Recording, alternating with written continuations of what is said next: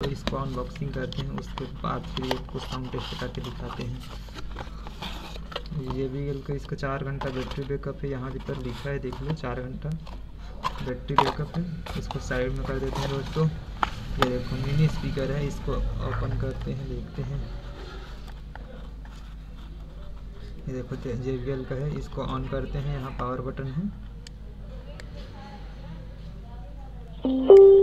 चालू हो गया दोस्तों और कनेक्ट भी हो गया। एक बार कर चुका था पहले फ़ोन में, तो कनेक्ट हो गया है।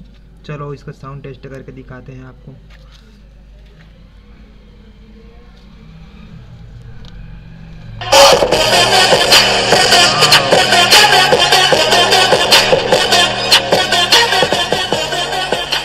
देखो दोस्तों, ये छोटा सा है लेकिन साउंड अच्छा देता है। और देखते हैं